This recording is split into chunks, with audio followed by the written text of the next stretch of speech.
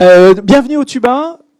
Pour ceux qui ne connaissaient pas, en 2 minutes, je vais vous présenter ce que c'est. Donc, c'est un nouveau lieu d'innovation à Lyon qui a ouvert en décembre, qui s'intéresse notamment à tout ce qui est projet numérique, utilisant ou générant des données numériques pour faciliter la vie dans la ville. Nous, on s'intéresse à la thématique de la ville de demain. Et on accompagne les porteurs de projets, donc aussi bien des entrepreneurs, des startups, des PME, des grands groupes, sur le développement de leurs projets numériques et notamment l'intérêt qu'il y a à se confronter aux utilisateurs et aux usagers. Et on les accompagne vraiment sur cette phase qu'on appelle la phase d'expérimentation et de confrontation aux utilisateurs en réalisant la preuve du concept. Alors on organise aussi beaucoup d'événements et on est aussi un lieu dans lequel se croisent énormément d'acteurs de la ville. Donc on va retrouver aussi bien des collectivités, des grands groupes, des grandes entreprises. Notamment, il y en a eu 8 qui sont partenaires aujourd'hui du Tuba, aussi bien des gens comme EDF, des gens comme Veolia, des gens comme SFR, Keolis, Soprasteria, Bouygues Immobilier, la Caisse d'épargne, et j'en oublie. On travaille également avec des experts académiques et institutionnels. Donc aussi bien des laboratoires de recherche qui travaillent sur le traitement et l'analyse de la donnée que des gens qui travaillent sur l'urbanisme ou le design des usages. On travaille notamment avec la Cité du Design. Et on souhaite aussi accueillir tous les citoyens et le grand public dans cet espace dans lequel vous êtes, qu'on appelle le Lab, qui est un espace ouvert au public où on peut venir découvrir des nouveaux projets, venir les tester, venir rencontrer ces acteurs et tous ces acteurs, venir assister à des événements. Et à l'étage, on a un espace plus professionnel où on a un incubateur. On accueille donc du coup des projets, des startups sur cette thématique de la ville de demain et des projets numériques. Si ça vous intéresse, je vous invite à venir en discuter avec moi après. Et puis, on organise aussi des challenges et des concours avec l'idée de la part des grands groupes de libérer de la donnée pour créer des nouveaux services ou des nouveaux produits. Donc il y a pas mal de choses à venir. Je vous invite, si ça vous intéresse, à regarder notre site internet tuba-lyon.com et à vous inscrire à notre newsletter où vous recevrez tous les mois tous les événements. Merci. Et en tout cas, on a le plaisir donc aujourd'hui d'accueillir Chris Beck de Kickstarter qui vient donc du coup nous présenter la démarche et puis l'implantation en France. Merci Chris. Bonjour à tout le monde. Merci beaucoup d'être venu. C'est un grand plaisir pour moi d'être ici. Moi, j'ai déjà vécu en France 2 fois. J'étais à Besançon il y a 10 ans pour une année scolaire. Et puis l'année dernière, j'étais à Paris où j'ai fait un Master 2 avec l'Université de Paris et New York University. Donc c'est vraiment super pour moi d'être de retour ici en France et surtout à Lyon. Je suis arrivé samedi après-midi et mon ami Antoine il habite ici depuis 3 ans et je peux vous dire que j'ai bien profité de la ville depuis ce moment. On a vu un très bon concert pour les nuits sonores samedi soir. On a mangé dans des très bons restos. Aujourd'hui, j'ai eu le plaisir de manger à Daniel et Denis. C'était excellent. Et donc c'était vraiment un grand plaisir pour moi d'être ici, de passer un peu de temps à Lyon et de rencontrer des gens très motivés qui ont des super idées, des bons projets en tête et tout ça. Donc merci beaucoup au Tuba pour l'accueil et merci à vous d'être venu en tout cas. Donc comme Benoît a dit, je suis ici bien sûr aujourd'hui de vous parler un peu de Kickstarter et comment ça marche. Avant tout, je veux me présenter un tout petit peu. Ça c'est mon profil Kickstarter. Moi, vous voyez ici que je suis créateur. En 2013, j'ai fait un projet, un album avec mon groupe de country classique. Donc c'était mon première rencontre avec Kickstarter. Mais aussi j'ai déjà soutenu plusieurs projets. Je suis pas sûr si vous pouvez voir ça au fond, mais en fait c'est beaucoup plus que ça. C'est plutôt vers un 57 projets soutenus. Donc je suis contributeur, créateur et bien sûr je travaille aussi pour Kickstarter. Est-ce qu'on peut baisser le volume de ça juste un tout petit peu? Merci. Donc ça, en tant que créateur, tant que contributeur, on va voir ça en tant que profil pour chaque personne qui utilise Kickstarter. Juste pour voir un peu avec vous, qui a déjà soutenu un projet Kickstarter ici? Wow, pas mal de gens qui ont déjà fait ça. Qui a déjà commencé à travailler sur un projet Kickstarter depuis notre lancement la semaine dernière, tout ça? Ok. Excellent. Donc, vous connaissez un peu, vous savez un peu sur le site, j'imagine, mais je vais vous présenter un peu comment ça marche et pourquoi on fait notre plateforme de notre façon. Donc, en gros, des projets Kickstarter sont des projets créatifs. Ces deux parties sont très importantes. Donc, un projet, ça veut dire c'est quelque chose qui est concret, qui est fait pendant une certaine période. Normalement, c'est une campagne de à peu près 30 jours. Et c'est un projet créatif. Donc, ça veut dire que c'est quelque chose que vous créez vous-même, qui est nouveau dans le monde, que vous allez partager avec d'autres personnes. Donc, c'est tout simple, mais des fois, je vois des choses que ça distingue un peu ce qu'on fait sur notre site et les différences avec d'autres sites web. Donc, je vais vous présenter un peu nos 15 catégories. Nous avons 15 catégories sur notre site web. Alors, BD, artisanat, danse, design, mode, cinéma et vidéo, gastronomie, jeux, journalisme, musique, photographie, édition, technologie et théâtre. Donc, chaque projet doit appartenir à une de ces 15 catégories. Mais dans chaque catégorie, il y a beaucoup de sous-catégories. Donc, vous pouvez choisir, par exemple, en musique, moi j'ai mis country et folk pour notre album. En gastronomie, peut-être un food truck, quelque chose comme ça, qui est vraiment spécifique avec ce que vous faites, avec votre projet. Kickstarter a été fondé, a été commencé. Nous étions le premier site web de crowdfunding en 2009. Et depuis 2009, on a vu un peu plus de 84 000 projets qui ont été financés et plus de 1,5 milliard d'euros engagés vers des projets. Donc moi, en tant que artiste et quelqu'un qui a gagné sa vie en tant que musicien pendant quelques années, de voir un nombre aussi grand que ça, des projets financés, des projets créatifs qui existent dans le monde grâce à notre site web, ça c'est vraiment quelque chose de formidable. Et aussi c'est le montant d'argent qui est versé vers des artistes, des gens créatifs. C'est vraiment des grands nombres. Quand on parle de notre contributeurs dans le monde entier, nous avons maintenant c'est plus près de 9 millions de contributeurs dans le monde entier. Et presque un tiers de ces contributeurs ont déjà soutenu au moins 2 projets.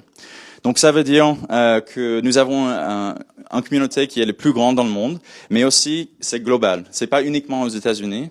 Nous avons beaucoup de contributeurs, bien sûr, aux États-Unis, comme nous avons lancé la plateforme aux États-Unis, mais il y a beaucoup de contributeurs du monde entier, et ils sont très motivés. Donc ils cherchent tout le temps des projets créatifs à soutenir, des bonnes idées, et donc il y a aussi un autre chiffre statistique que j'aime beaucoup, c'est que il y a plus de 600 000 personnes de ces contributeurs qui ont déjà soutenu au moins 10 projets.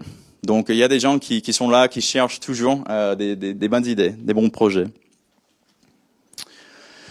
Et quand on regarde tout l'argent qui est versé vers les projets, ces contributeurs qui ont déjà soutenu un projet, ça fait 60% de tout l'argent sur Kickstarter. Donc, comme j'ai dit encore une fois, c'est une communauté très motivée et globale. Les contributeurs de Kickstarter habitent dans presque tous les pays du monde et ils sont dans tous les 7 continents aussi. Donc, j'ai vu, c'est bizarre chaque fois que je vois quelqu'un qui soutient un projet de Antarctica ou quelqu'un qui se trouve au bout de nulle part. Mais il y a des gens partout dans le monde sur notre site en tant que contributeurs.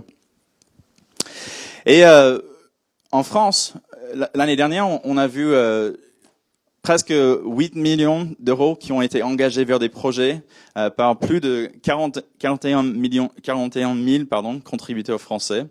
Donc, il y a beaucoup d'activités déjà par des contributeurs français. Et donc ça, c'est quelque chose qui est très intéressant et c'est super de voir autant d'activités ici en France déjà avec des contributeurs. J'imagine que vous avez vu la semaine dernière, on a lancé Kickstarter en France le 11 mai. Et donc c'était pour la première fois, les créateurs français peuvent commencer à travailler sur des projets ici en France. Avant, il y avait pas mal de créateurs français qui ont lancé des projets, mais c'était normalement avec une équipe internationale ou peut-être quelqu'un qui a déménagé dans un autre pays où la plateforme existait déjà. Mais dès le 27 mai, tous les projets Kickstarter en France peuvent être lancés. Donc pour la première fois, vos projets ici en France sont live dès le 27 mai. Donc c'est vraiment un moment très excitant ici pour Kickstarter, mais aussi bien sûr pour des créateurs, des artistes en France. Et pour moi c'est super d'avoir cette occasion de parler avec vous parce que j'ai eu du mal pendant quelques années en tant qu'artiste, en tant que musicien et quelqu'un qui parle français, qui a passé beaucoup de temps en France. Des gens qui m'ont dit ouais, mais qu'est-ce que vous allez faire, comment vous allez lier toutes ces choses ensemble. C'est comme en fait, c'est super d'être ici, d'aider des artistes, des gens créatifs, réaliser, concrétiser leurs idées ici en France. Donc, maintenant, vous savez un peu plus l'idée en général et comment ça marche. Mais je vais vous montrer un peu la portée culturelle de notre site. Donc, point de vue universel. Vraiment. Au moins une douzaine de projets ont été financés sur Kickstarter qui ont été propulsés dans l'espace. Donc ça, c'est un type de satellite qui a été lancé vers la station d'espace internationale. C'était un projet Kickstarter il y a 2 ans. Des projets internationaux. Ici, c'est un projet à Rio. C'était 2 artistes néerlandais qui ont fait un projet de art public où ils ont peint beaucoup de différents dessins sur des favelas, des favelles, on dit favela, oui, oui, c'est là, pour améliorer l'espace. Et c'était grâce à 1500 contributeurs qui ont versé de l'argent vers ce projet, qui était vraiment excellent de voir. Au cinéma, 7 films ont été financés sur Kickstarter et qui ont été nominés aux Oscars. Et en 2013, il y avait un court-métrage qui s'appelle Innocente qui a gagné pour le meilleur film de court-métrage. Et comme j'ai dit, nous avons déjà vu un grand nombre d'excellents projets français. Comme j'ai dit tout à l'heure, c'était à travers des équipes internationales ou même avec des Français qui ont déménagé à l'étranger. Je voudrais vous montrer quelques projets qui sont assez intéressants. Ici, c'est un projet qui s'appelle Lasso. C'est une sorte de chaussure que vous fabriquez vous-même. C'est super comme le design, c'est très simple. Mais ils ont envoyé tout ça chez le contributeur, donc c'est ce côté DIY et design que je trouve formidable. Et c'était vraiment un grand succès sur Kickstarter. J'imagine que vous avez entendu de Print. C'est le premier appareil photo instantané pour iPhone et Android qui n'a pas besoin d'encre ou de Wi-Fi pour imprimer des photos de votre appareil ou de votre portable. Ça, c'est un Français qui a déménagé à San Francisco et il a lancé son projet là-bas avec 2 autres amis et c'était un grand succès aussi. En parlant de BD, Léon Guillemin a imprimé la première anthologie de sa collection, Secret Life of Heroes. C'était un projet il a gagné un peu plus d'1 million de dollars pour ça. Et ça, c'est génial. J'adore ce bouquin. Nous avons une bibliothèque à Kickstarter et assez souvent, je regarde je passe un peu de temps avec ce livre parce que ça montre la vie privée de vos super-héros préférés. Donc c'est pas mal. On a déjà vu un studio de jeux basé à Paris qui a exécuté 6 projets pour soutenir le développement de leur jeu de rôle, Shadows of Esteren. Et ils ont déjà 2 projets Kickstarter qui vont lancer le 27 et puis le mois de juin aussi. Donc ils font beaucoup de projets avec nous. Donc pour parler un peu de la fonctionnement de Kickstarter et des spécificités, les différences entre notre système et quelques d'autres plateformes de crowdfunding. Donc déjà, qu'est-ce qu'un projet Kickstarter? Comme j'ai dit tout à l'heure, tout projet doit faire partie de l'une de nos 15 catégories. Et pour l'objectif, ça doit avoir la création d'une œuvre ou d'un produit. Okay, donc ça veut dire encore une fois que c'est quelque chose de nouveau que vous créez ou que vous allez partager avec tout le monde. Ça doit être quelque chose qui est concret, mais ça peut être quand même une expérience limitée, une expérience ou une performance éphémère. Mais ça doit être quelque chose bien défini sur le projet. Donc on cherche aussi pour des petites règles, tout ça. On doit avoir un projet honnête qui est présenté de façon claire. Donc, je vois, donc comme j'ai dit, je travaille pour l'équipe Outreach ici en France, donc je présente un peu ce qu'on fait, mais je travaille aussi pour notre équipe Intégrité qui s'occupe de l'intégrité de notre système en disant que on vérifie que chaque projet suit les règles et que tous les contributeurs, tous les créateurs font le même. Donc, je vois assez souvent des projets qui sont un peu flous, qui sont pas très honnêtes. Donc, on veut vraiment un projet qui est honnête, présenté de façon claire. Je vais faire ça avec ce montant d'argent. Aussi, on a quelques règles autour des projets qui sont pas sur Kickstarter. Un projet peut pas être de nature caritative et des projets ne peuvent pas offrir de contrepartie financière. Il peut pas avoir quelques éléments interdits. Donc, si vous cherchez l'ancien projet pour fabriquer des armes ou faire des films porno, des choses comme ça, c'est pas sur Kickstarter peut-être le meilleur endroit pour tout ça. Mais on a très peu de règles. Comme j'ai dit, c'est juste, on est très ouvert vers des projets créatifs, mais ça doit être, ça doit suivre ces petites règles ici. Pour vous montrer un peu comment le financement participatif Kickstarter marche, je vous montre un exemple ici. Ça, c'est un projet de musique, The Danger of Love EP. Je suis pas sûr si des gens au fond peuvent lire, mais je vais m'enfermer dans une cabane pendant 2 semaines pour enregistrer un album qui aidera le monde à comprendre l'amour, le chagrin et la recherche du bonheur. Waouh, c'est.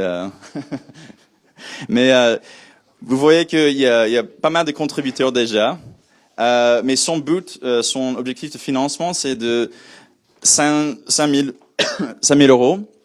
Il est presque là, il a 4 049 euros déjà, mais il n'y a que 4 jours restants. Donc, si le projet se termine en ce moment, ça veut dire qu'il y a pas d'argent du tout qui est versé. Il y a pas d'argent qui change demain. Donc, s'il n'atteint pas son objectif de financement, le projet se termine et on fait nos chemins.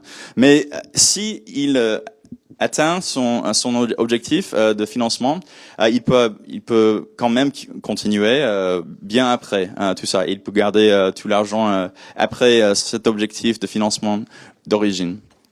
Donc ça vous montre un peu comment ça marche.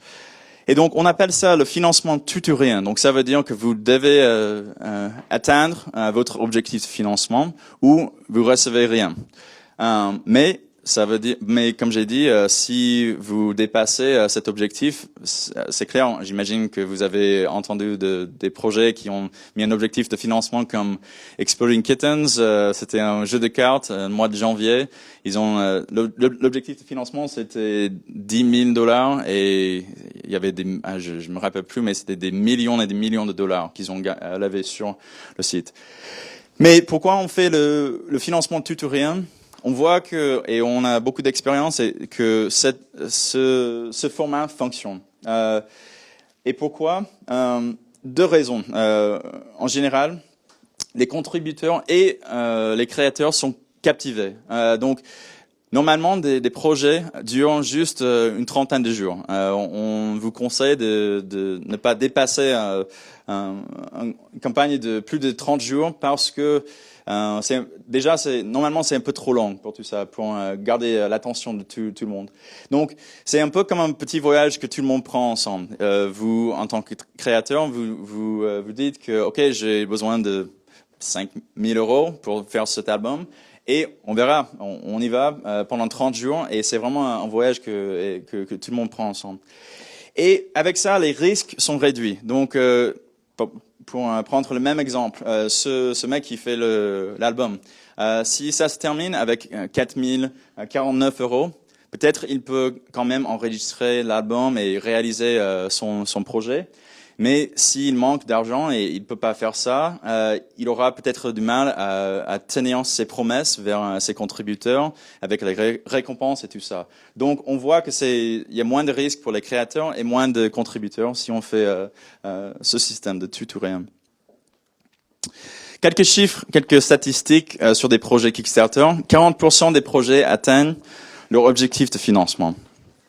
Et des projets qui ont atteint 20% de leur objectif de financement ont été financés intégralement presque 80% du temps. Donc, c'est ce qu'on appelle le seuil critique. Donc, ça veut dire que si vous pouvez lever au moins une cinquième de votre objectif de financement, 80% du temps, vous allez réussir avec votre projet. Ça, c'est une statistique que j'aime beaucoup, c'est que des projets qui ont au moins 25 contributeurs sont financés intégralement 75% du temps. Donc, si vous pensez, ouais, moi, comment est-ce que je vais lancer un projet? Je suis pas connu, j'ai pas un grand réseau, mais est-ce que vous connaissez 25 personnes? Avec votre cercle proche, vos amis, votre famille et tout ça. Si vous avez 25 contributeurs qui ont financé qui ont soutenu votre projet, la vaste majorité du temps, vous allez réussir avec votre projet. En parlant des objectifs de financement, on entend très souvent des très grands projets de cette catégorie, des grands projets des millions et millions de dollars. Mais on voit que la vaste majorité des projets qui réussissent sur Kickstarter sont entre 900 et 9 000 €. Comme j'ai dit, mon projet de musique, c'était juste vraiment dans cette échelle ici. Presque 60% des projets sur Kickstarter.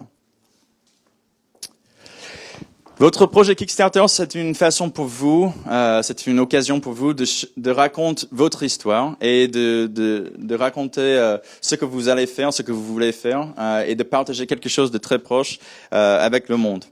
Vous avez 3 outils qui sont très efficaces pour raconter et partager votre histoire avec les contributeurs. Déjà, il y a la vidéo qui est la première chose qu'on voit sur un projet Kickstarter. C'est l'invitation vers tout le monde, vers tous les contributeurs. Après, il y a des récompenses qui donnent un accès direct aux contributeurs et des fois une exclusivité. C'est quelque chose que vous pouvez trouver uniquement ici sur ce projet Kickstarter. Il y a aussi des actus du projet qui donnent toutes les actualités, toutes les nouvelles tout au cours, tout au long du projet. Pour parler un peu plus de détails de chaque partie, la vidéo de votre projet, ça doit être quelque chose de très personnel, pas très personnel, de personnel, en disant que si vous avez une bonne idée et vous êtes dans un bar peut-être ou dans un café et vous avez juste une idée et vous voulez partager ça avec des amis, vous allez présenter ça donc ok mais j'ai besoin de ce montant d'argent pour faire ça, je suis pas peut-être tout à fait sûr comment ça va marcher, mais vous êtes très honnête, très clair, c'est très personnel, quelque chose que vous pouvez facilement partager avec vos amis et en ligne. Et normalement on vous conseille de faire une vidéo assez courte. Moins de 2 minutes sont des vidéos qui marchent le mieux. Et c'est pas nécessaire d'avoir toute une équipe film pour faire votre vidéo Kickstarter. On voit très souvent des vidéos du projet qui sont faits juste avec un iPhone et ça marche très bien. C'est juste quelque chose de personnel qui peut connecter avec des contributeurs. Nous avons un nouvel service qu'on a mis sur notre site web, c'est des captions et des sous-titres. Donc pour des projets ici en France, c'est quelque chose que je trouve très très efficace. Donc vous pouvez faire bien sûr vos projets en français, mais si vous voulez faire des sous-titres dans votre vidéo, ça vous permet d'avoir une beaucoup plus grande visibilité vers le monde entier. Et après, je vais vous montrer juste une petite vidéo de nos sous-titres.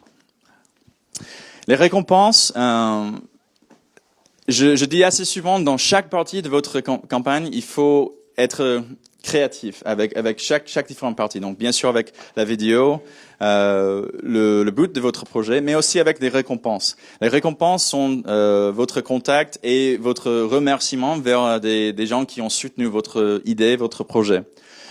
Très souvent, c'est juste un exemplaire. Pour moi, avec mon projet de musique, la récompense que presque tout le monde a reçue, c'était juste l'album que nous avons fait. Mais des fois, c'est un aperçu de processus créatif. Donc, nous avons fait quelques films quand nous étions dans le studio en enregistrant l'album. Mais vous pouvez offrir aussi des expériences partagées ou des expériences limitées. On a fait plein de choses pour notre projet en tant que récompense. À partir de 5 €, c'était une carte de téléchargement. Et puis l'album. Après, on a fait des t-shirts, des casquettes avec notre logo. Aussi, moi, j'ai fait quelques différentes morceaux d'objets d'art en bois. Et puis le plus grand niveau que nous avons fait, c'était pour 500 $. C'était un concert privé chez quelqu'un. Et donc on a mis ça, on verra s'il y a quelqu'un qui fait ça. Il y avait 7 personnes qui ont donné 500 $ ou plus pour des concerts privés. Et donc c'était vraiment une expérience super. Pas uniquement pour nous, mais aussi pour des gens d'avoir 2 heures de musique chez eux et ils ont dit que ouais, mais on a soutenu ce projet et maintenant il y a l'album et tout ça. Donc, soyez créatifs avec les récompenses que vous faites avec votre projet. Quelques chiffres qui sont assez bien de savoir pour la valeur des récompenses. L'engagement de Kickstarter le plus courant, c'est 25 €. Entre 5 et 7, c'est le nombre idéal de niveau de récompense. Je crois que nous avons mis 7 ou 8 sur mon compagne. Et puis, 100 €, c'est le niveau qui génère le plus d'argent. Donc, c'est des chiffres ou des statistiques à penser quand vous mettez votre objectif de financement, que l'engagement que la vaste majorité des contributeurs vont verser, c'est à peu près 25 €. Mais aussi le niveau qui marche le mieux pour générer beaucoup plus d'argent et beaucoup de mouvement vers une campagne, c'est 100 €.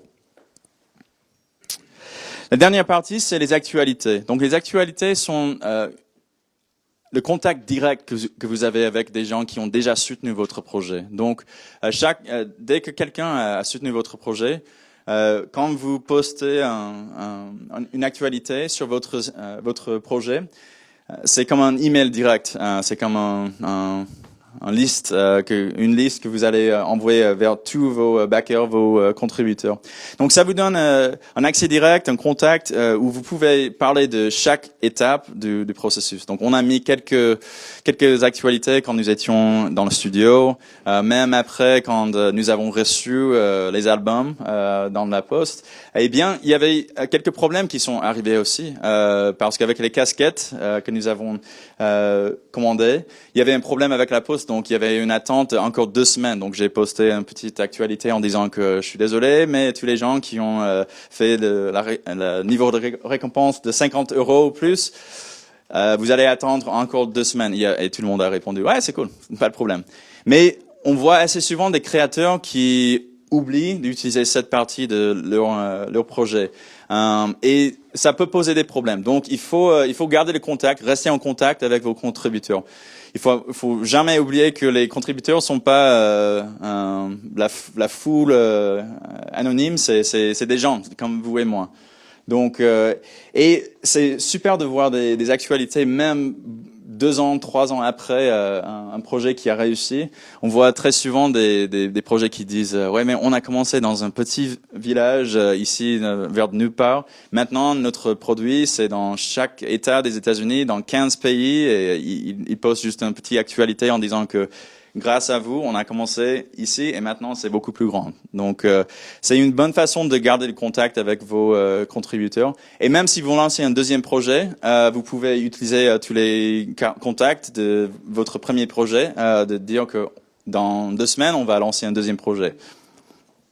Et peut-être ça vous intéresse.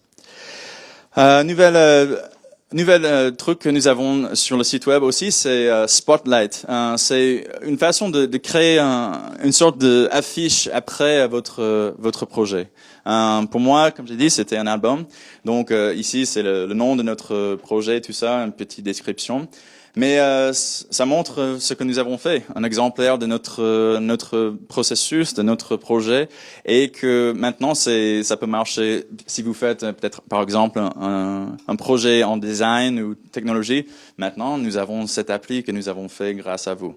Donc ça peut fonctionner comme une site web pour votre produit, votre projet. Comme je viens de dire aussi. Il faut pas oublier que les contributeurs sont une communauté avant tout. Comme j'ai dit, c'est pas juste ces 9 millions de personnes qui existent quelque part. C'est des gens comme nous qui fait partie de cette communauté. Donc, avec chaque partie de ce processus, il faut garder le contact. Il faut savoir garder en tête que les contributeurs sont des gens juste comme vous et moi. Donc ça, c'est la présentation en gros. Je voudrais vous montrer quelques questions des FAQ qu'on a assez souvent sur le site web. Je voudrais commencer avec ça. Et puis, si vous avez des questions, je voudrais bien ouvrir ce discours. Et même après, s'il y a quelques personnes qui veulent peut-être présenter des petits pitchs de leurs idées pour un projet Kickstarter, peut-être on peut faire ça aussi. Donc, juste très vite, pour répondre à quelques questions qu'on a assez souvent, existe-t-il un site Kickstarter France distinct? Non, en fait, c'est le même site web, mais on a passé quelques mois, on a tout traduit et c'est localisé. Donc, la devise pour des projets français sera l'euro. Et c'est tout traduit, vous pouvez choisir votre langue comme français. Et donc, tout partie du projet qui n'est pas éphémère en disant que les projets que quelqu'un poste, on va pas traduire chaque projet qui vient de chaque moment, de chaque journée. Mais des autres parties du site web sont en français. Puis j'ai lancé un projet en français, bien sûr. Et c'est pour ça que nous avons fait tout ce travail. Mais comme j'ai dit tout à l'heure, je vous conseille quand vous faites des projets ici en France, faites votre projet en français, mais aussi utilisez les outils que nous avons, comme des sous-titres en anglais, et peut-être faire une version française au début, et puis juste en bas, une version anglaise, en disant que ouais, parce que bien sûr ça attire aux gens dans le monde entier. Donc pensez à ça. Avez-vous des questions pour commencer? Je sais que c'était beaucoup d'informations dans un très petit moment, mais je voudrais bien répondre à vos questions et merci beaucoup d'avoir écouté et d'être venu. Oui, oui.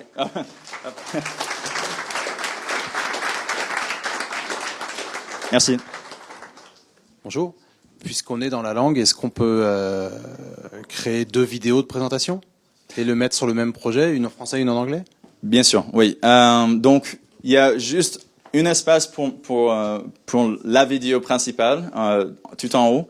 Mais dans votre partie histoire, vous pouvez mettre beaucoup de vidéos. Donc pour moi, pour notre projet de musique, j'ai fait une vidéo de 1 minute, quelque chose comme ça, qui en gros a expliqué le projet. Mais en bas, j'ai mis beaucoup de vidéos de notre groupe en jouant des concerts, des choses comme ça. Donc, ouais, si vous voulez faire une deuxième vidéo en français ou en anglais, ouais, c'est bien sûr. Et je vous conseille aussi de mettre des photos, des vidéos, des autres liens dans votre histoire, parce que plus d'infos que vous donnez, plus que les contributeurs vont comprendre sur ce que vous allez faire. Aux États-Unis, le mode de paiement, c'est souvent Amazon Payment. Pour la France, qu'est-ce qui a été choisi? C'était Amazon Payments pendant 3 ans ou 4 ans, mais on a changé en mois de décembre. Maintenant, on utilise Stripe. Et donc c'est un système de paiement international, et ça sera la même chose ici en France. Donc oui, c'est Stripe Payment. Ouais. Il y a aussi beaucoup de sociétés américaines qui font du marketing derrière, c'est-à-dire qu'il y a du financement. Enfin, les projets sont souvent très bien marketés. Est-ce que c'est le cas en France? Est-ce qu'il y aura une société un petit peu dédiée, ou est-ce qu'il y a déjà des choses qui ont été faites, des partenariats avec des sociétés pour faire le marketing derrière? Donc pour le marketing, il n'y a pas des sociétés ou des agences qui sont déjà dédiées à faire tout ça maintenant en France, mais même chose aux États-Unis. En fait, normalement, ça marche avec chaque projet. Donc vous pouvez, par exemple, moi j'ai travaillé avec des amis qui ont lancé un projet en Australie, qui sont des designers, mais comme j'avais déjà lancé un projet, ils m'ont demandé c'était bien avant que j'ai commencé à travailler pour Kickstarter. Je leur ai donné quelques astuces, quelques idées, comment ça marche et tout ça. Donc oui, bien sûr, si vous voulez travailler avec une agence, une société, ça marche très bien. Et j'imagine que dans l'avenir, on va voir ça de plus en plus. Ouais.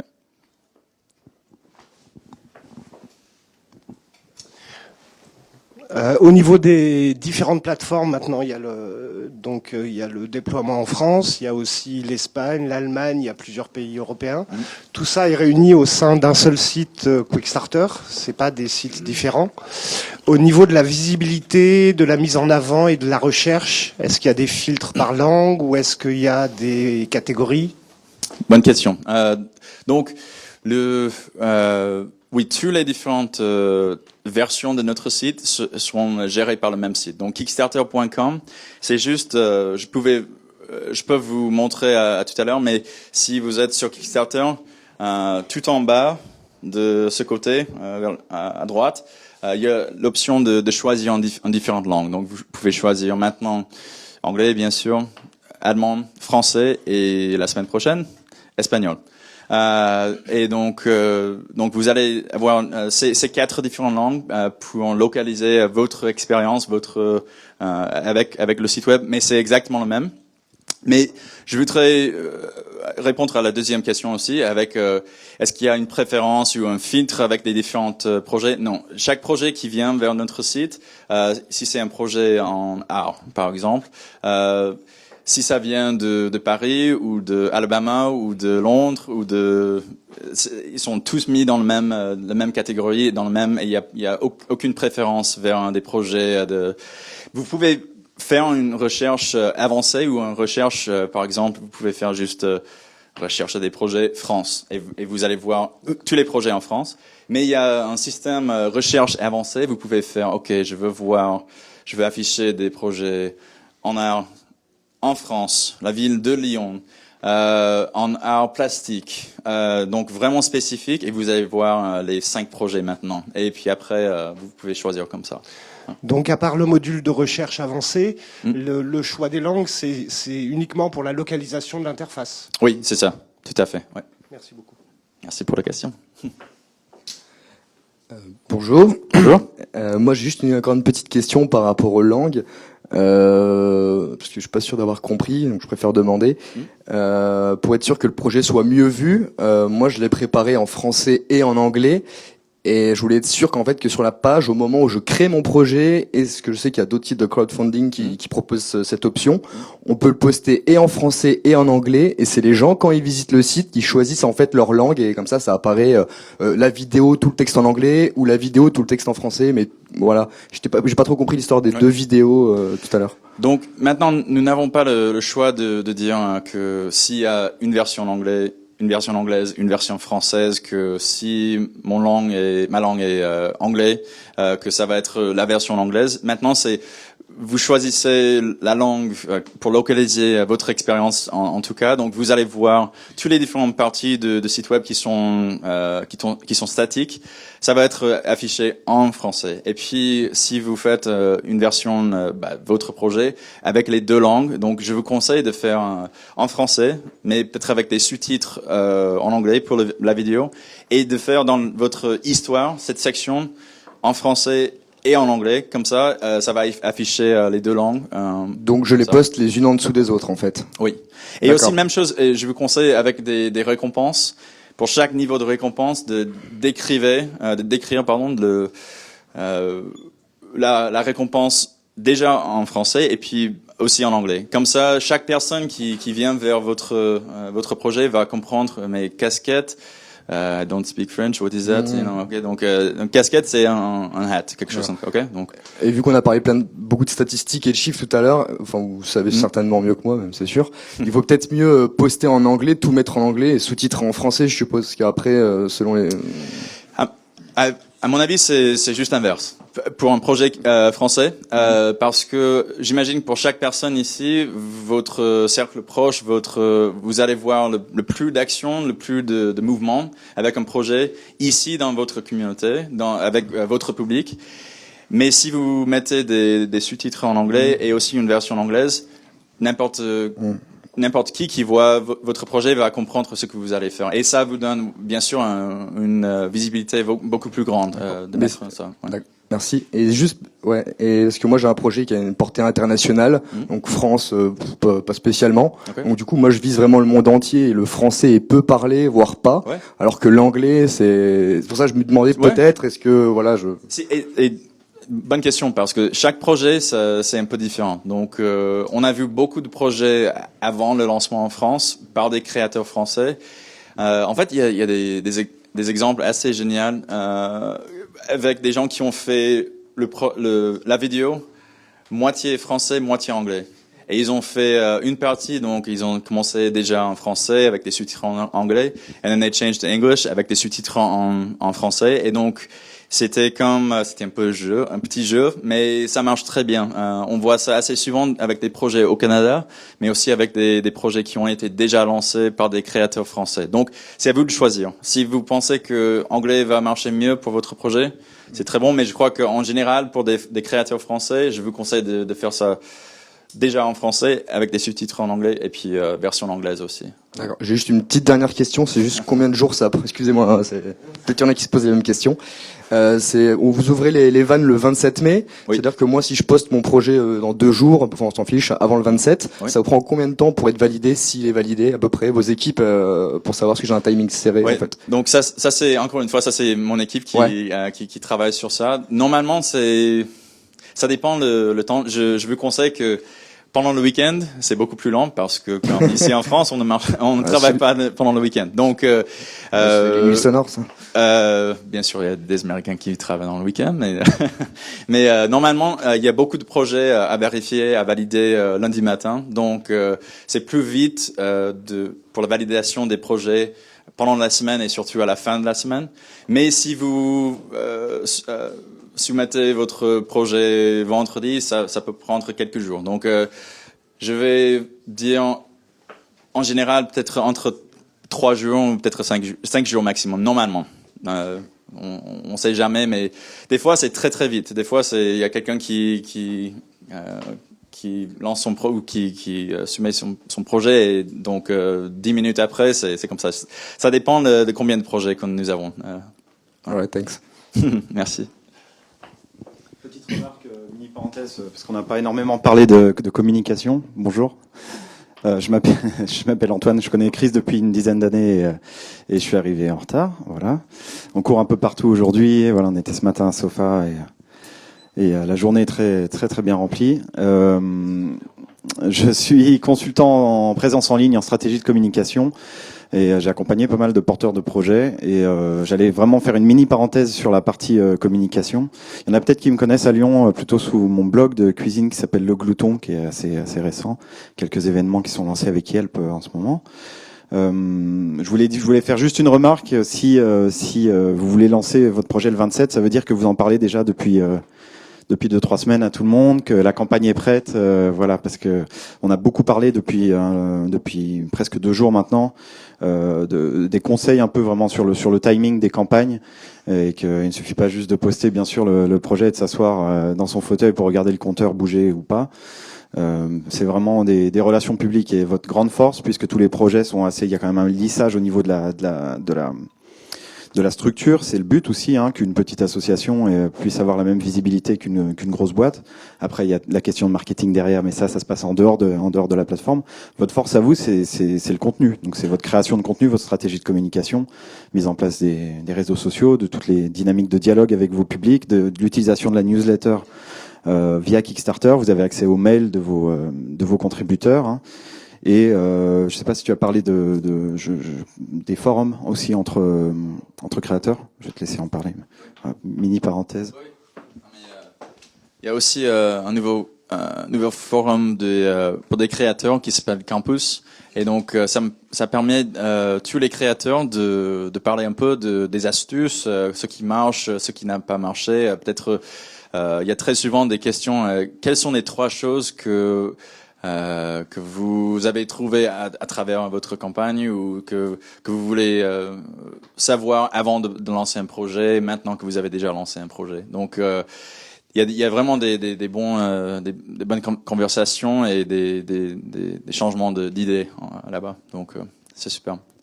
Je voudrais vous montrer mentionner aussi que n'oubliez pas que le site Kickstarter, c'est aussi un sorte de réseau social lui-même. Donc, comme tout au début, je vous ai montré ma page de contributeurs et créateurs. Donc c'était affiché avec tous les projets que j'ai soutenus et tout ça.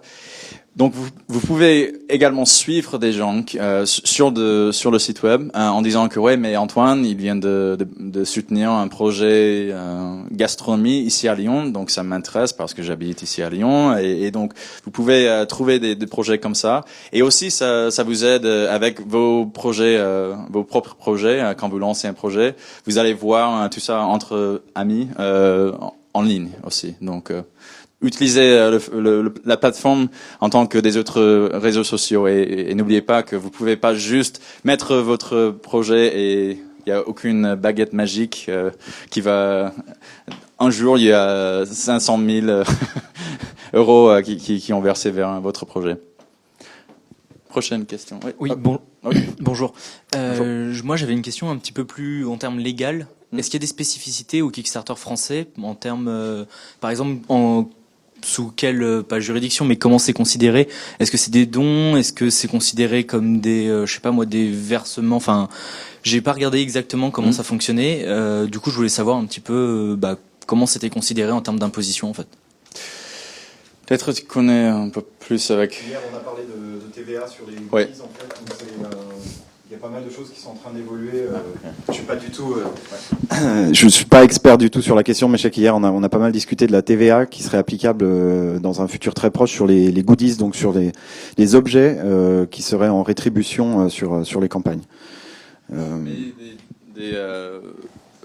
L'argent qui est versé vers des projets, à mon avis, je connais pas tout à fait avec des lois ici qui sont spécifiques avec chaque, mais je crois que ça c'est plutôt des versements d'argent, et donc ouais, légalement. Oui. Il y a quelqu'un au fond ou là-bas? Oui. Le tour de micro. Moi j'ai une question qui est un peu en lien. C'est qu'est-ce qui fait que Kickstarter se lance seulement maintenant en France et pas qui s'est pas lancé auparavant en fait? Qu'est-ce qui bloquait et qu'est-ce qui bloque plus? En fait, c'était une décision de localiser le site qui était à New York. Nous avons beaucoup parlé de ça pendant longtemps. Est-ce qu'on va localiser ça? Est-ce qu'on va garder ça juste en anglais? C'était surtout, il y a beaucoup de spécificités dans chaque différent pays. Donc, on a commencé aux États-Unis, puis au Canada, et dans différents pays où il y avait déjà langue anglaise comme langue officielle, mais aussi avec chaque pays pose des différents pas problèmes, mais des différentes spécificités au niveau de frais, de taxes, et aussi avec comment ça marche, des différentes fonctions. Donc c'était plutôt juste, il y avait juste une attente. Est-ce qu'on va faire ça? Oui. Et puis après, on a décidé de localiser, de traduire le site.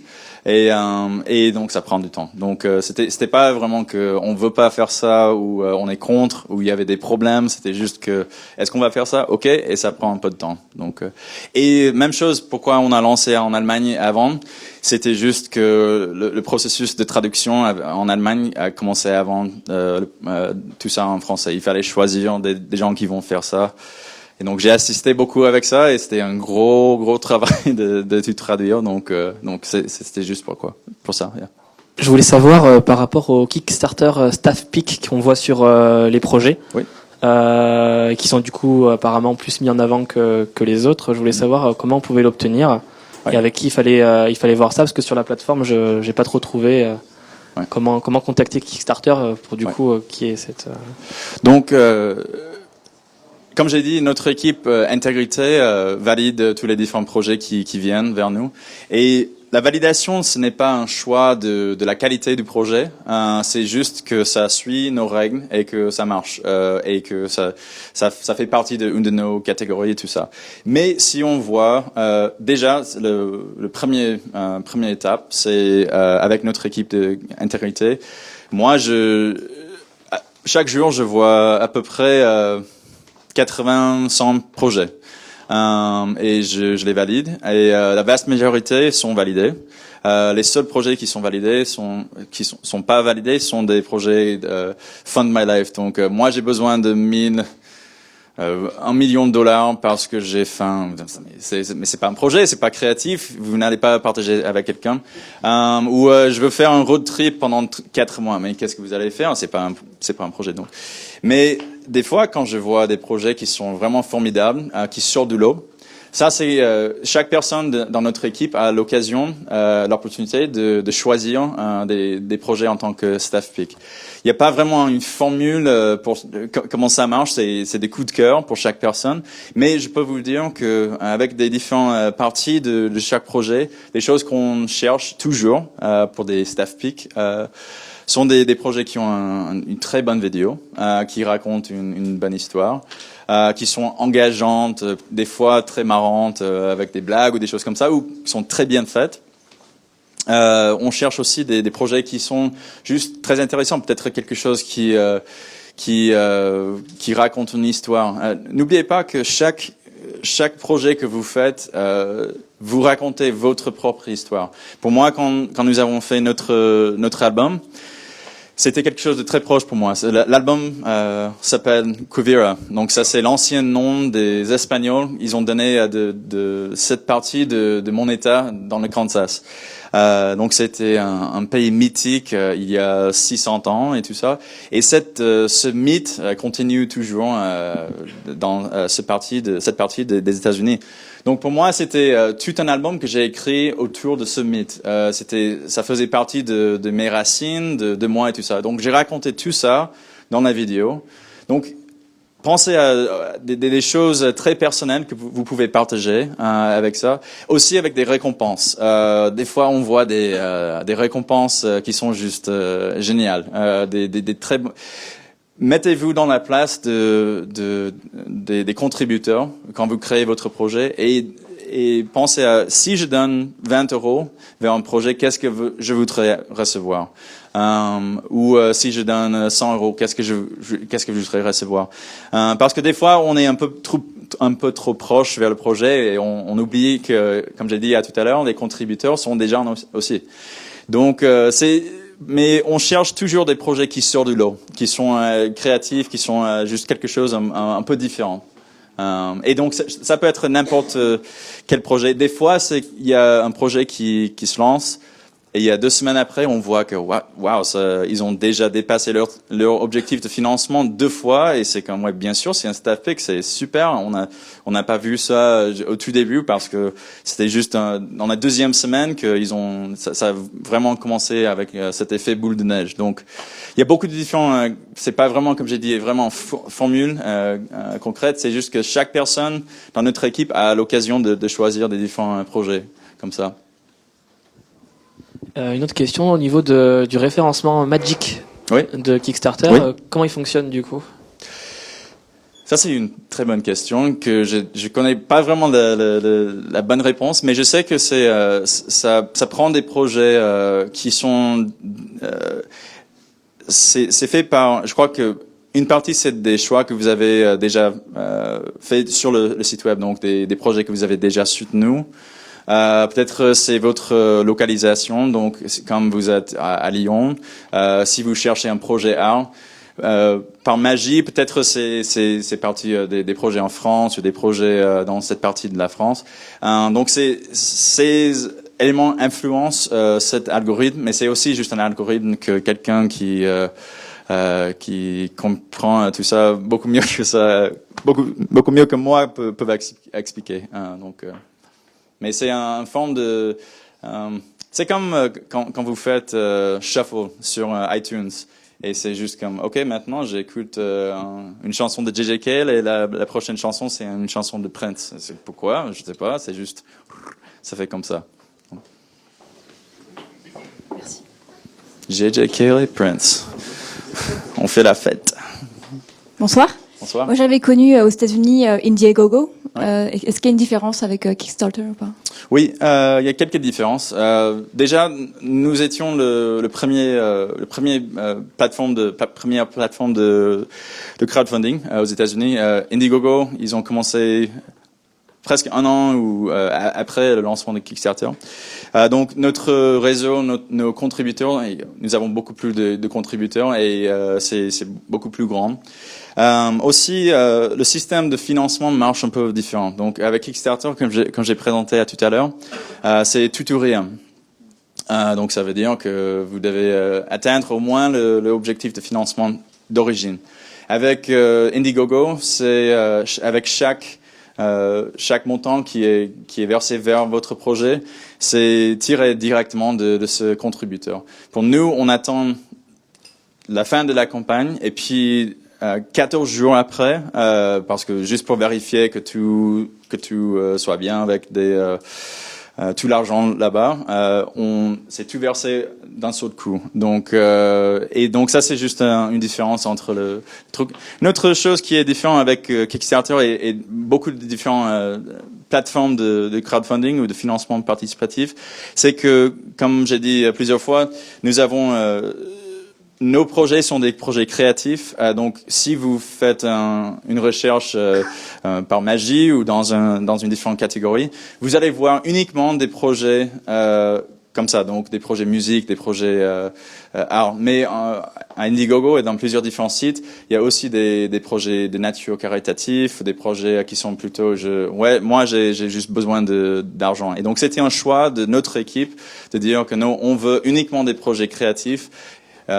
Pour ça, vous n'allez jamais voir un projet de musique à côté d'un projet qui va payer des taux de l'hôpital ou quelque chose comme ça. Donc. Oui. Les coûts et le pourcentage, est-ce que ce sont les mêmes que sur la plateforme américaine? Oui, exactement le même. Donc, bonne question. Donc, les coûts et les frais et tout ça sont exactement le même sur la plateforme américaine. Donc, ça veut dire que 5% des projets qui sont financés intégralement. Kickstarter prend 5% de ça, et puis il y a aussi entre 3 et 5% qui sont des frais pour le système de paiement. Et je dis entre 3 et 5, pas parce que on décide mardi de faire comme ça et jeudi comme ça. C'est parce qu'avec entre les différentes devises, le taux de change et tout ça, ça change un peu différent. Mais normalement, c'est vers un 3-4, mais ça peut être vers un 5%. Donc, mais ça, c'est uniquement pour des projets qui sont financés, et c'est à la fin de tout ça. Ouais. est-ce qu'il y a une exclusivité aussi? On parlait d'autres plateformes, Indiegogo, etc. Est-ce que c'est des projets qui peuvent être portés sur plusieurs plateformes en même temps, où il y a une exclusivité Kickstarter ou... Donc, ça veut dire que si vous voulez lancer un projet avec Indiegogo ou par exemple un projet avec Ulule ou KissKissBankBank, mais aussi un projet avec Kickstarter en même temps, ouais, non mais ça marche. On a, ouais, non mais on a. C'est possible. Mais... C'est possible. On n'a pas. Ouais. Ouais. Ouais, non mais c'est une très bonne question. Non. Vous pouvez lancer des projets, le même projet même, sur différentes plateformes, mais le problème avec ça, c'est que vous risquez de diviser votre public et aussi de confondre des gens aussi. Donc, et même chose, c'est pour ça que normalement, c'est très rare que on permet deux projets en même temps par un créateur, parce que il faut savoir que le fait de exécuter, de gérer un projet sur Kickstarter, ça prend beaucoup de temps et c'est comme un travail, c'est comme un boulot. Je veux pas dire que c'est un boulot de plein temps ou quelque chose comme ça, mais c'est comme j'ai dit tout à l'heure, vous pouvez pas juste ok, j'ai mis ça et je reviens dans 30 jours et j'aurai 20 000 euros. Non mais il faut travailler, il faut parler aux gens, il faut utiliser le site web comme ça. Donc ça c'est un risque, ouais, bien sûr, de faire deux projets en même temps. Ouais. Oui. Bonsoir. Est-ce que avec votre exemple d'album, vous pourriez nous expliquer comment ça s'est déroulé? Vous avez lancé votre campagne, vous avez obtenu suffisamment de fonds. Comment se débloquent ces fonds? Après, vous payez le studio, je ne sais quoi. Si les fonds ont dépassé votre but, qu'est-ce qui se passe pour ce surplus, par exemple? Ouais. Et tout le déroulement. Donc, bonne question. Donc, pour nous, comme j'ai dit, notre objectif de financement, c'était à peu près $4 000. Ouais, c'était $4 000. En fin de compte, c'était $6 000. J'utilise mon projet assez souvent pour parler des choses des différentes parties de tout ça, parce que c'était génial. Nous avons lancé ça un mardi matin. Dans 18 heures, c'était financé intégralement. Ça, c'est super, mais quand même, c'était un bon problème, parce qu'après, j'ai reçu beaucoup de mails et en tout ça, disant que, hey, félicitations, chapeau, et tout ça. Non, mais c'est pas terminé. On a 28 jours qui restent. Et donc, c'était, pour moi, je ne savais pas comment continuer, parce que j'ai mis l'objectif de financement un peu trop bas. Donc, je veux dire, pour n'importe quel projet, c'est très important de penser à combien vous avez besoin pour chaque partie, pour exécuter votre projet, mais aussi pour des récompenses. Il faut vraiment penser à tout ça comme un business plan avant de lancer tout ça. Mais si vous dépassez votre objectif de financement, c'est super, et vous pouvez mettre des objectifs supplémentaires. Comme j'ai dit, on a levé à peu près $6 000, et donc ça nous a permis de faire beaucoup plus de choses. Donc nous avons fait, d'origine c'était juste de faire un album, et c'était des préventes. Donc c'était comme, on va faire un album et vous allez payer $20 en avance, et puis après vous allez recevoir tout ça. Mais après tout ça, on a mis beaucoup plus de récompenses en disant que oui, nous avons un peu plus d'argent, on veut faire on veut faire ça. Donc on a fait des casquettes, des t-shirts, des autocollants, des choses comme ça. Et on voit très souvent des projets qui font comme ça, et surtout des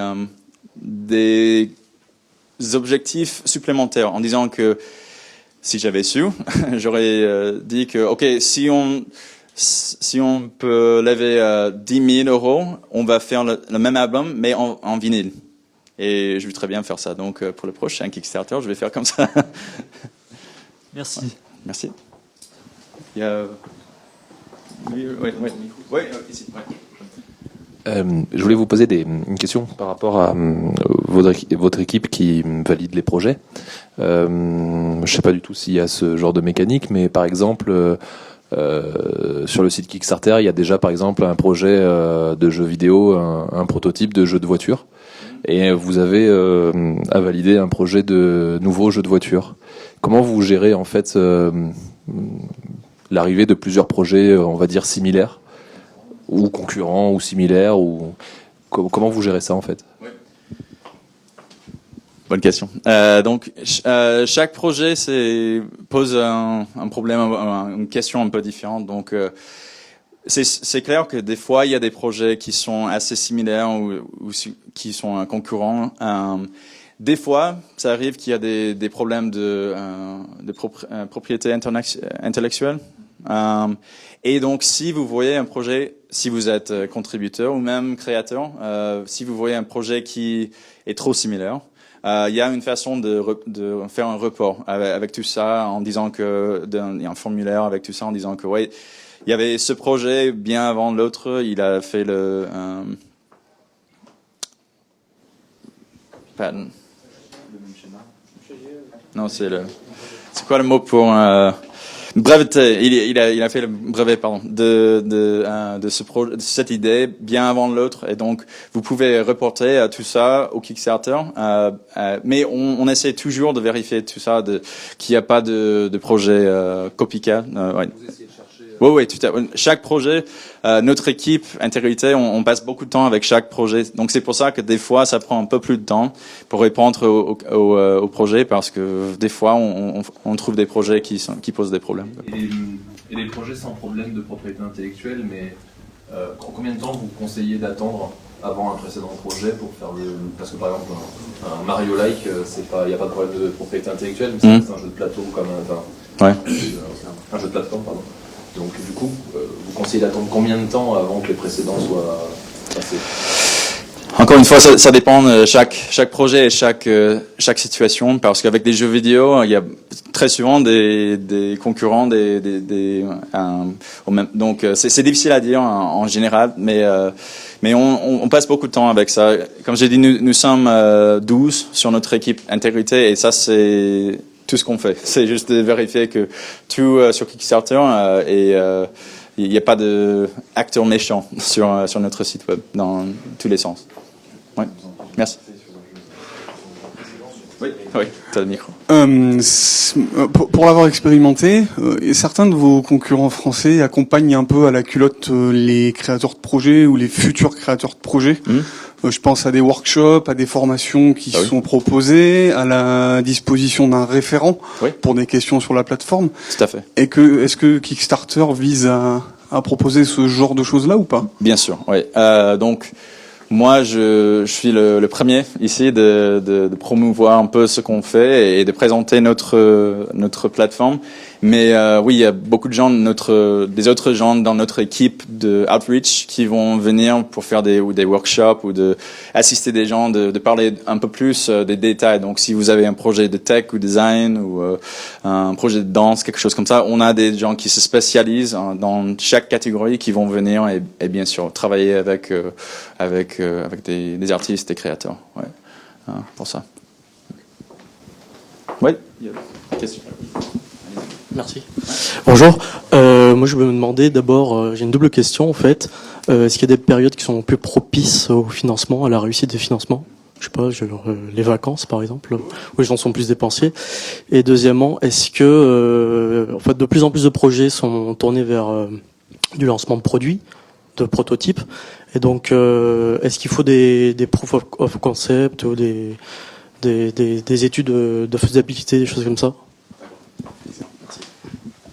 Pour la première question, on trouve que des moments de l'année, pour lancer un projet Kickstarter, suivent presque la même tendance que avec des affaires ou des commerces normaux. Donc, j'imagine qu'en France, ça va être un peu plus particulier ou c'est un peu différent, bien sûr, qu'aux États-Unis, comme il y a plus de jours fériés, ce qui est génial, parce qu'on en a pas. C'est très rare. Lundi prochain, on a un jour férié aux États-Unis. Donc, il faut regarder tout ça, mais c'est comme n'importe quel commerce, en fait. Avant Noël, ça marche beaucoup mieux. Il y a des moments en hiver qui sont plus difficiles normalement, mais il y a toujours des exceptions. Ce jeu de cartes dont j'ai parlé tout à l'heure, Exploding Kittens, c'était un projet, comme j'ai dit, qui a vraiment explosé le mois de janvier. Il y avait pas grand-chose sur le site pendant ce moment-là, et c'était juste énorme. Donc il y a toujours des exceptions avec tout ça. Je voudrais parler juste très vite avant une autre question d'un projet que je trouve assez intéressant parce que je sais aux États-Unis bien sûr il y a des différences culturelles entre la France et les États-Unis et surtout avec le commerce ou peut-être de lancer un projet ou un projet créatif. Hier soir, il y avait pas mal de gens qui ont posé une question qui a dit quelque chose comme ouais mais j'ai un peu peur de lancer tout ça parce que je veux pas échouer un projet, j'ai pas un grand réseau, comment est-ce que je peux faire pour faire ça comme ça? Et il y a un exemple que je trouve très très intéressant, c'est un projet avec un mec qui vient de l'État de Oregon. Il a lancé un projet qui s'appelle Coolest Cooler.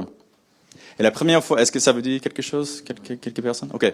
Mais toute l'histoire, c'est très intéressant parce qu'il a commencé avec son projet. Son objectif de financement, c'était de $20,000. C'était une espèce de glacière turbo. Donc, vous amenez toute la fête avec vous à la plage. Donc, c'est une glacière avec un blender, avec des prises pour votre portable et des sonos et tout ça. Pas mal comme idée, ok? Mais son premier objectif de financement, c'était de $20,000. Il a levé, c'était 15 000, je crois, quelque chose comme ça. Mais il a travaillé, il a échoué, mais il a retravaillé son produit pendant quelques mois, et puis il a parlé avec tous ses contributeurs en disant que oui, mais pourquoi avez-vous soutenu mon projet? Qu'est-ce que vous avez trouvé qui était cool, ou est-ce qu'il y avait des problèmes que vous avez vus et tout ça? Et donc il a mis tous ses conseils et donc il a retravaillé son projet, il a refait presque le même projet. Cette fois-ci, c'était pour un objectif de financement de $50,000. Dans 30 jours, il a levé $13 millions pour une glacière. Donc, ça veut dire que il faut oser. Je sais que des fois, on a un peu peur de partager une idée qui est très proche de nous, mais il faut oser. C'est pour ça que j'aime... Je sors mon rôle de Kickstarter maintenant, mais en tant qu'utilisateur de Kickstarter, quelqu'un qui a créé un projet, je peux vous dire, j'avais vraiment peur. Avant de lancer mon projet, j'ai pensé, j'ai réfléchi, j'ai travaillé. Mais j'étais très à l'aise de partager mon projet avec cette communauté. Et c'était super de voir des gens que je connais pas, dans un différent état, dans un différent pays, qui ont soutenu mon projet parce que ils ont trouvé que c'était une bonne idée. Donc, et pensez aussi, quelle est la pire chose? Est-ce que c'est de n'avoir pas osé ou d'avoir échoué? Donc ça, c'était juste une petite parenthèse. Mais, ouais. Ouais. Oui, bonjour. Donc c'est une question de curiosité, mais qui rejoint peut-être ça. J'imagine le tout premier projet Kickstarter, il devait avoir un peu peur. Est-ce que vous savez ce que c'était? Enfin, je suis curieux de savoir. En fait, c'est oui, le premier projet. Donc, en fait, ça c'est intéressant. La première idée pour un projet Kickstarter, c'était un concert à la Nouvelle-Orléans. Donc, nos deux fondateurs, il y avait un Perry Chen qui était à la Nouvelle-Orléans il y a 10 ans. Il a eu cette idée parce que il voulait faire un concert avec 2 DJ qui viennent de l'Autriche. Et ils ont dit que ouais, mais pas mal, mais il nous faut $50,000 pour faire ça parce qu'on va prendre l'avion de Vienne et puis on veut des hôtels 3 étoiles et tout ça. Et ils ont dit ok, pourquoi pas. Mais il a eu cette idée de peut-être on va proposer cette idée, ce concert, comme quelque chose tout ou rien. Donc, on va essayer de lever les fonds, c'est $50,000. Et si on réussit, cool, on va faire ce concert et ça va être vraiment une teuf. Mais sinon, on fait rien. Et donc, il a eu cette idée, ils ont essayé avec ça n'a pas marché. Il a laissé l'idée à côté pendant 5 ans. Puis il a reproposé cette idée à un ami à New York 5 ans plus tard. Et donc, ils ont commencé avec tout ça. Et le premier projet, c'était un projet de quelqu'un qui voulait faire des dessins. Et donc, c'était comme... J'ai besoin d'acheter des des pinceaux, des stylos, des choses comme ça pour faire des dessins et je vais partager tout ça. Donc si vous achetez, si vous me donnez $5, je vais vous dessiner un truc comme ça. Et c'était $15 et c'était le premier projet. Et en fait, c'était juste pour voir si ça fonctionne. Et il y avait 3 contributeurs et c'était comme ça. Mais c'est donc tout petit comme projet. Et c'est pour ça que des fois, on voit des projets qui sont juste formidables, qui sont très très simples. Quelqu'un qui dit ouais, mais je veux faire ça pour $500 et ça marche très bien. Donc pensez à tout ça et avec quand vous faites votre objectif de financement, mettez quelque chose qui est faisable, mais qu'il faut un peu de travail aussi. Donc, ouais, bonne question. Oui. Quelle est l'obligation de résultat du créateur? C'est-à-dire, je me suis trompé. La glacière, elle coûte pas $200 à fabriquer, mais 500. J'ai malgré tout récolté 13 millions de dollars, mais en fait, il m'en fallait donc 2 fois et demi. Qu'est-ce qui se passe? Donc, qu'est-ce qui se passe avec des créateurs qui ne tiennent pas leurs promesses? Déjà, je peux vous dire que c'est très rare. Encore une fois, c'est mon équipe qui gère tout ça. Ça existe, bien sûr. Il y a des cas comme ça, mais c'est très rare. Et ce qu'on fait, déjà, c'est impossible de lancer un deuxième projet si vous n'avez pas tenu vos promesses avant. Deuxième chose, on met beaucoup de pression sur des créateurs qui ont créé quelque chose et on voit, ok, mais c'était bien financé, mais qu'est-ce que vous avez fait? Mais je veux dire aussi que dans la vie, il y a des choses qui se présentent des fois, qui arrivent, et donc c'est très important en tant que créateur et aussi en tant que contributeur de rester en contact, de parler de tout ça. Donc, en tant que créateur, s'il y a quelque chose qui arrive, de dire tout ça aux contributeurs en disant que ouais, je suis vraiment désolé, je sais que ça fait déjà 6 mois et il y a des problèmes, mais il y a des problèmes, donc on va essayer de résoudre tout ça. Mais j'ai vu des fois, dans les pires des cas, il y a des créateurs qui ont dit que, en fin de compte, on ne pouvait pas faire ça et on va retourner votre argent parce que on a essayé, mais ça n'a pas marché. Donc, et en tant que contributeur, on peut aussi parler beaucoup avec des créateurs, avec des commentaires, avec des mails, en disant que ouais, mais on attend, qu'est-ce qui se passe. Donc, on essaie mais soyez,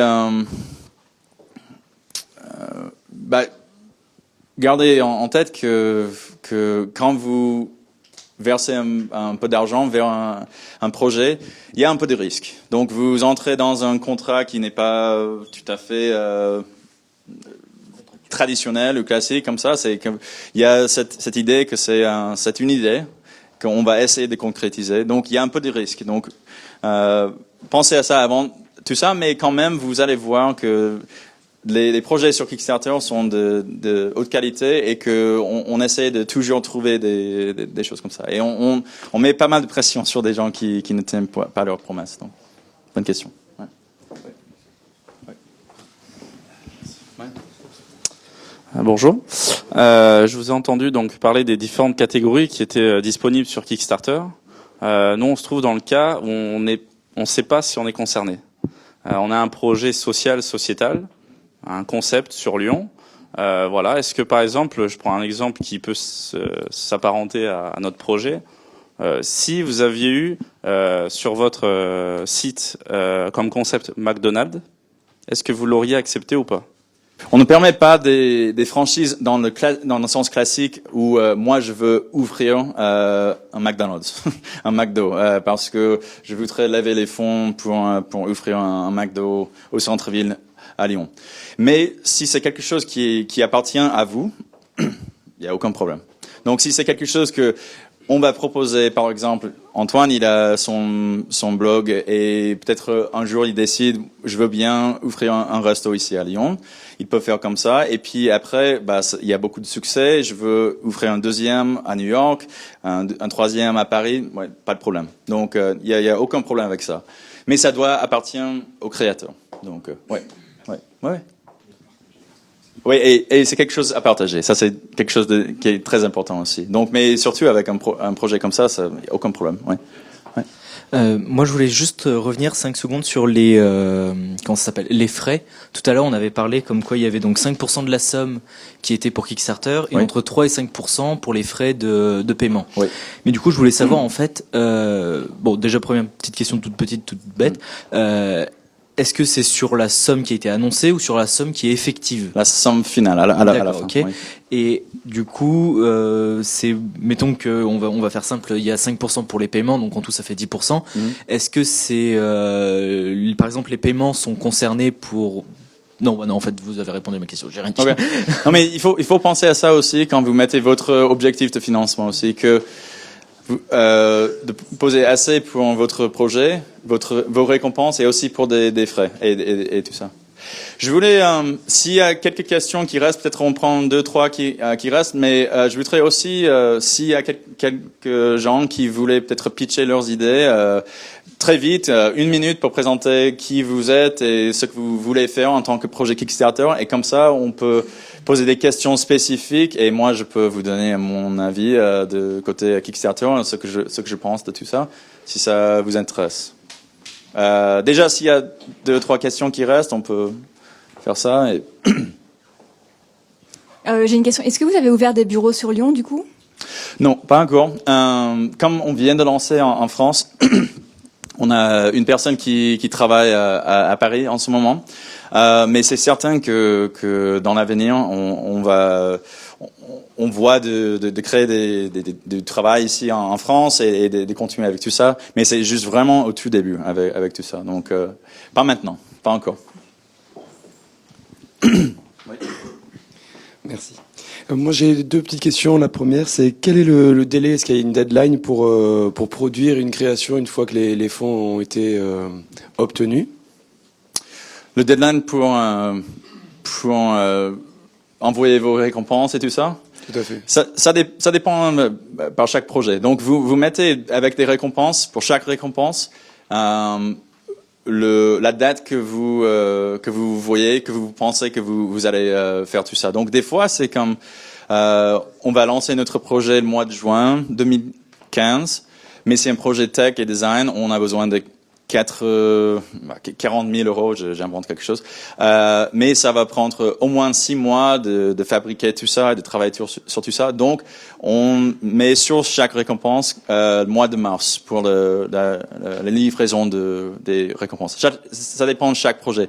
Il y a des projets qui, c'est juste, c'est 1 mois après que la réussite de tout ça. Donc, ça dépend vraiment de chaque projet.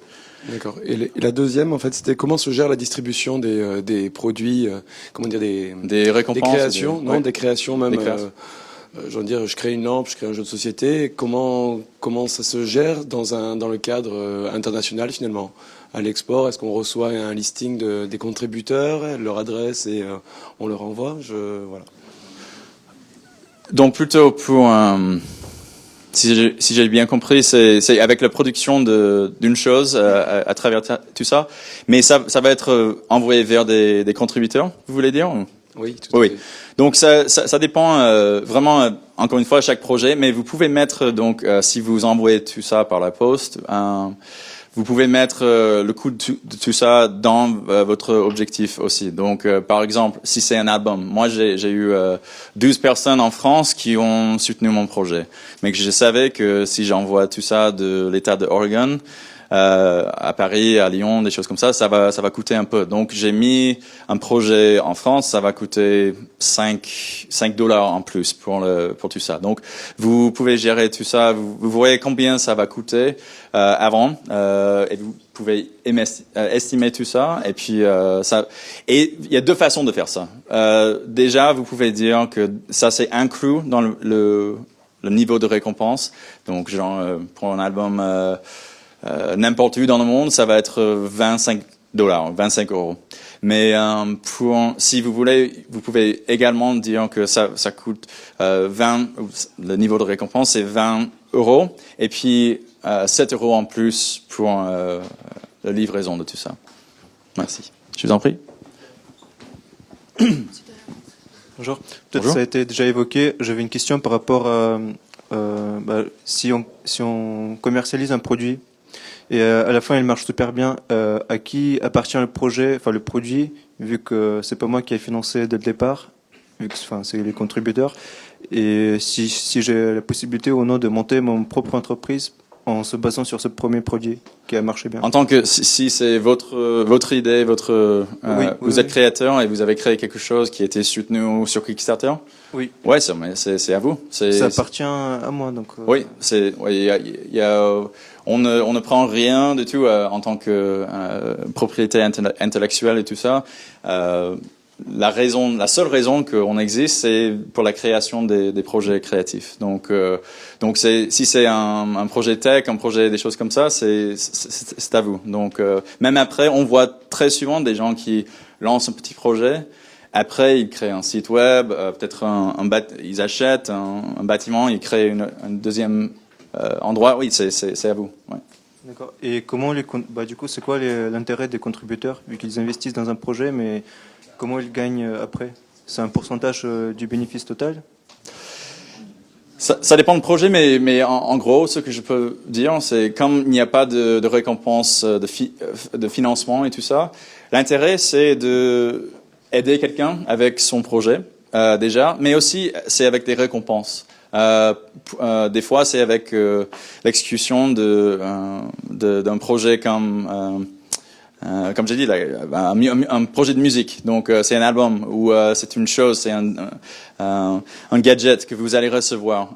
Mais ça, c'est une autre façon pour vous en tant que créateur d'être créatif avec vos récompenses. Vous pouvez trouver des bonnes façons, même juste avec une carte postale. Écrit à la main en disant que merci beaucoup. On se connaît pas, mais vraiment, ces 5 euros, c'est vraiment important pour nous et pour notre campagne. Donc, trouver des bonnes façons de remercier vos contributeurs. Ouais. Une dernière question et puis peut-être des... Ouais, pour compléter peut-être, je pense que c'est sous forme de don, de toute façon, donc ça rentre dans les quasi-fonds propres pour répondre financièrement à la question. Du coup, ça rentre pas du tout, c'est pas de la participation au capital, donc l'idée, elle revient de toute façon au créateur et elle reste au créateur. Oui. Hein, on est d'accord. Oui. Donc c'était juste pour compléter, oui.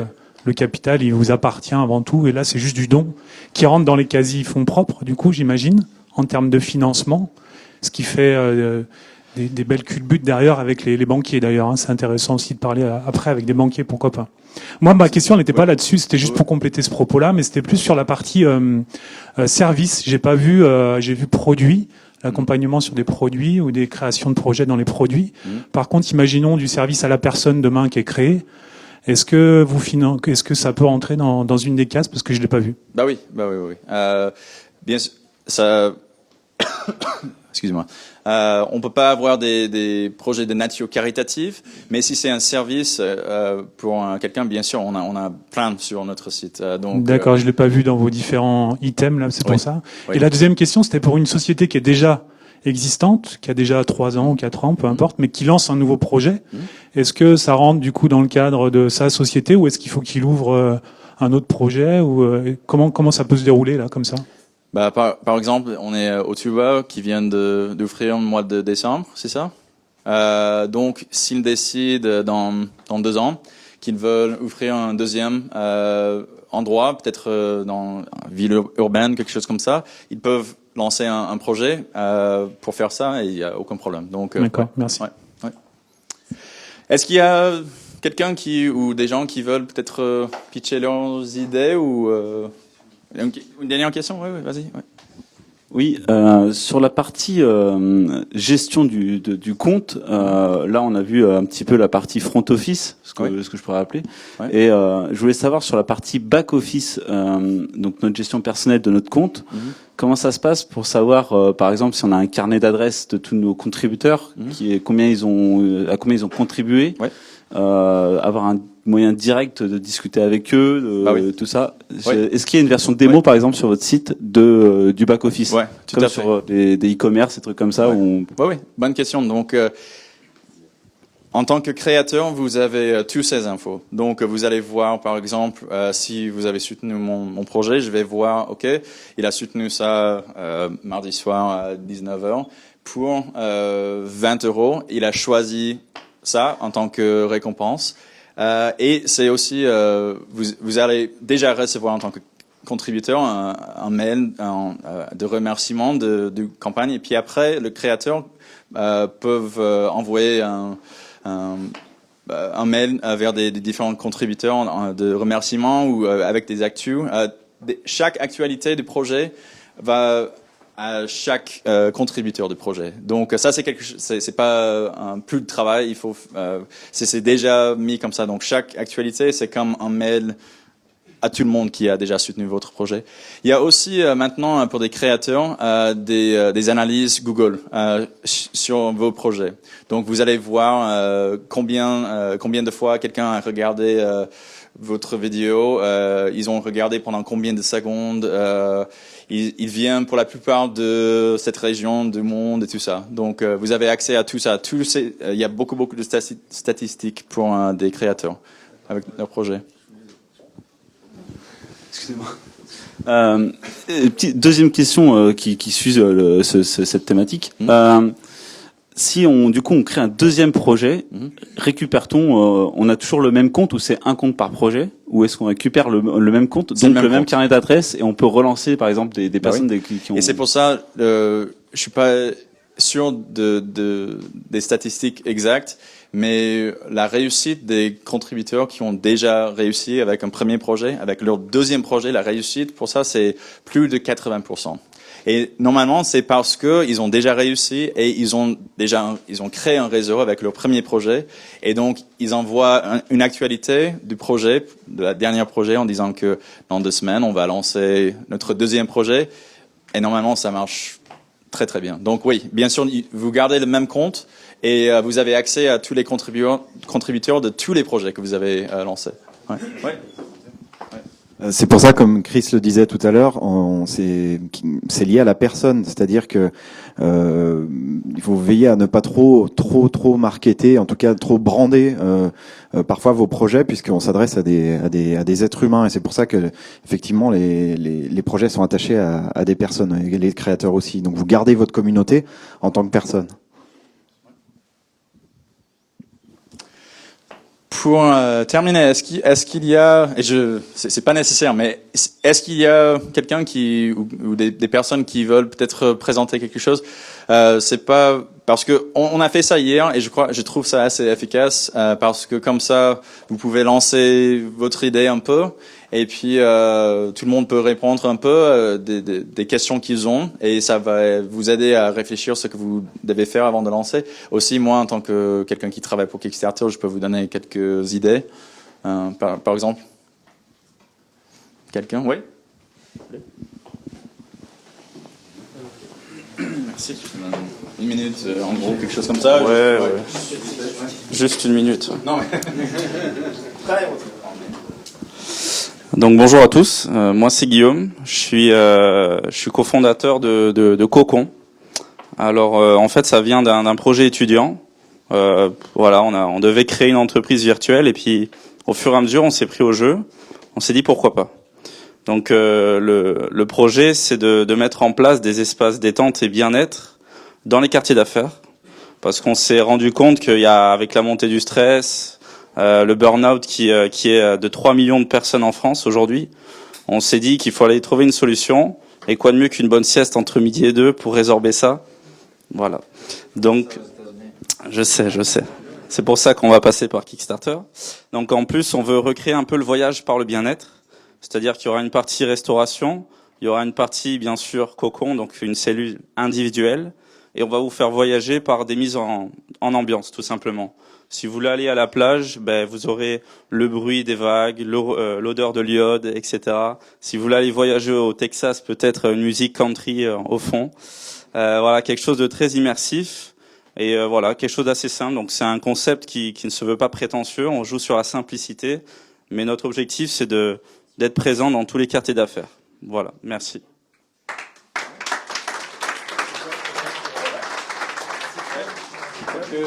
Est-ce qu'il y a des questions ou de... Ça, ouais.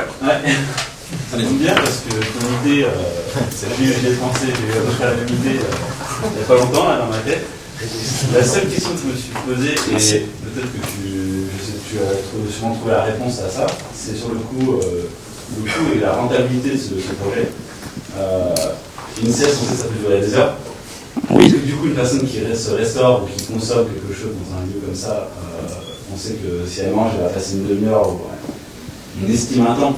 Après, pour la sieste, voilà, c'est l'espace, le cocon réservé pour la sieste.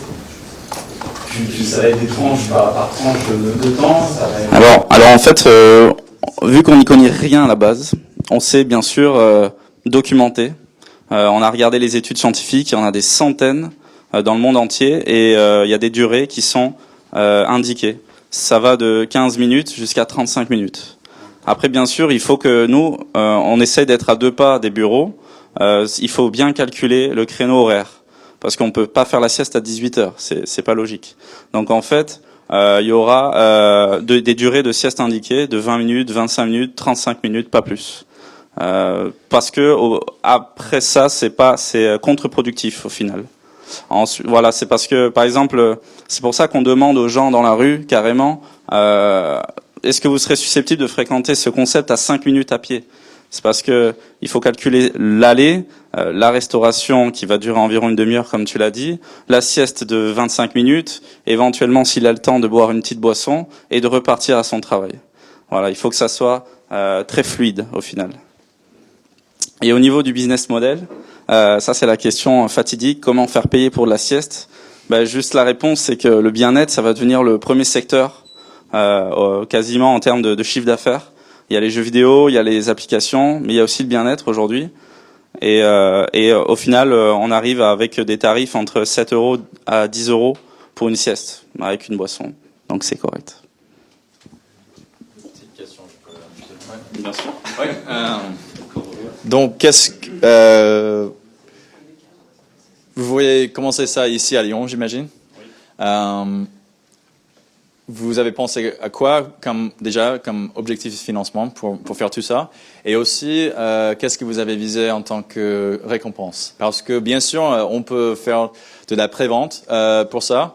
Par exemple, si vous montez un projet hôtel, vous pouvez dire, moi je viens de soutenir un projet hôtel où j'ai payé la récompense que j'ai choisie, c'était $150 pour 2 nuits dans un hôtel ils refait tout l'hôtel. Donc, qu'est-ce que vous avez pensé pour des récompenses et surtout des récompenses pour des gens qui veulent juste soutenir le projet mais peut-être pas payer pour une sieste ou des choses comme ça. Ouais.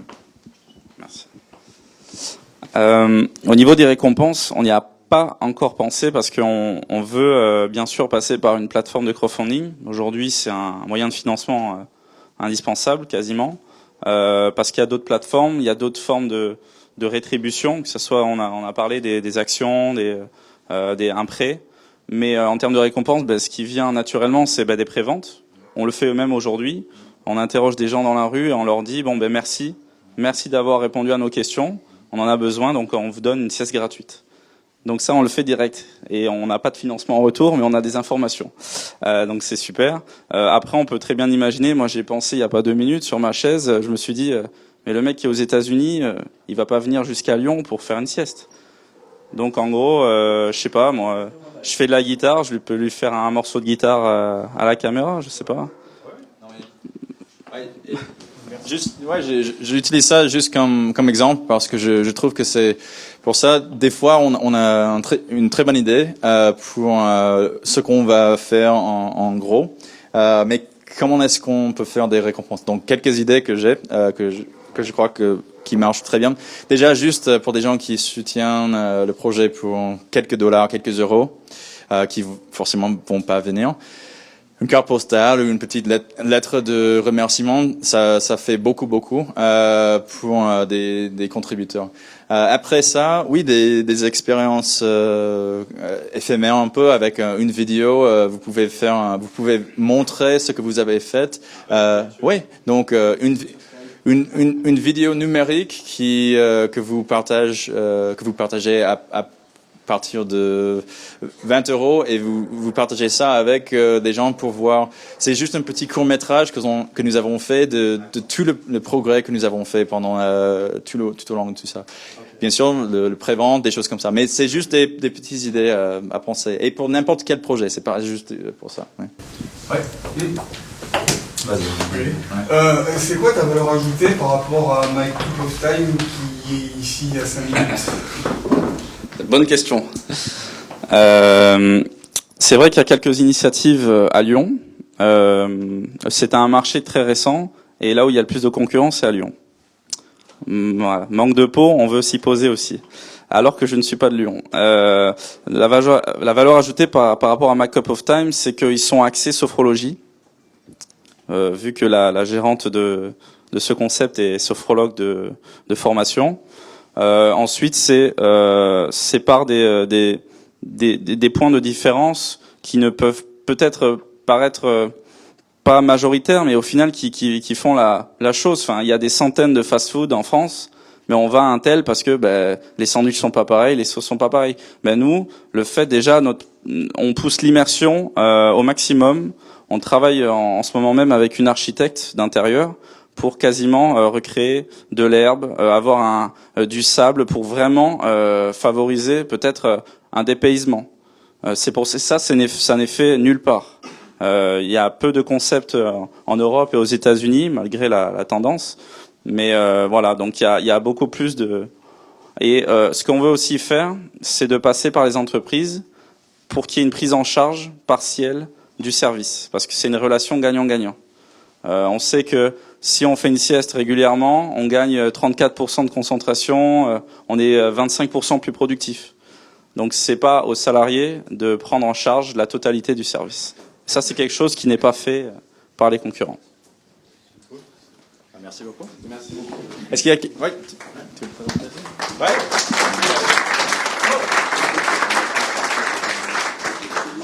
Une minute. Bonjour. Ça va être ma première présentation. Je m'appelle Frédéric, j'ai 33 ans, j'ai travaillé jusqu'à il y a peu 10 ans dans la location de voitures chez un grand loueur rouge. Et il y a beaucoup de choses que tous les loueurs savent très bien faire. Et il y a beaucoup de points qu'ils ont retournés dans tous les sens et sur lesquels on se mord toujours la queue. J'ai fait un petit sondage. Le point qui revient en tête de liste, c'est le manque de transparence sur les états des lieux des voitures. Deuxième point, le manque de transparence sur le carburant. Et après viennent ensuite, mais c'est un peu plus énigmatique, les disponibilités de catégories. On ne sait pas toujours si on aura la bonne catégorie, même si on a réservé 6 mois à l'avance. Voire la non-disponibilité du tout de la voiture. Ce qui arrive. Monsieur, on vous paye un taxi, c'est vraiment zéro, à mon sens. J'ai pas la prétention aujourd'hui de vouloir inventer une nouvelle marque de location de voitures. J'ai pas de poids chez un opérateur de leasing, ni l'argent pour acheter des voitures. Par contre, j'ai pensé à une application qui a un certain côté communautaire. Et aujourd'hui, je cherche, parce que je suis pas du tout de la génération où on apprend à coder ou quoi, je cherche des gens qui savent me faire une application.